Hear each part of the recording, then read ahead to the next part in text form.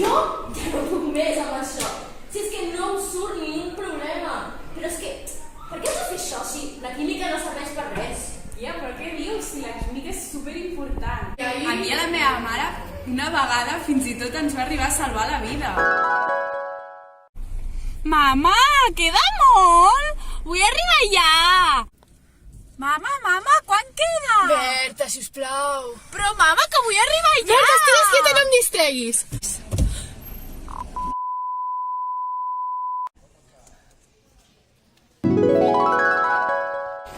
Però al final tot va acabar bé.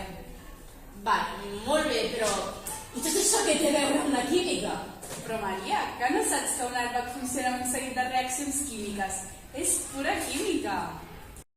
Dins de la bossa d'un airbag hi ha nitrat de sodi. Quan un cotxe va a més de 15 km/h i xoca contra algun objecte, hi ha un sensor que ho detecta. Llavors, aquest genera una guspira que fa que s'inici la reacció de descomposició del nitrat de sodi. Aquesta reacció dona lloc a sodi i nitrogen, que està en estat gasós i és el responsable d'inflar l'airbag. Però l'altre producte d'aquesta reacció, el sodi metàl·lic, és una substància molt reactiva i inestable. És per això que les bosses d'airbag també incorporen altres compostos perquè reaccionin amb el sodi i formin un producte estable i inert.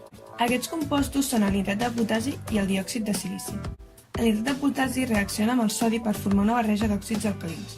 Per últim, aquests es combinen amb el diòxid de silici per constituir una barreja de silicats alcalins de sodi i potasi, que és el producte final estable i inert. Ostres, doncs sí que és important, no, la química? Sí, clar. Perquè la química salva vides!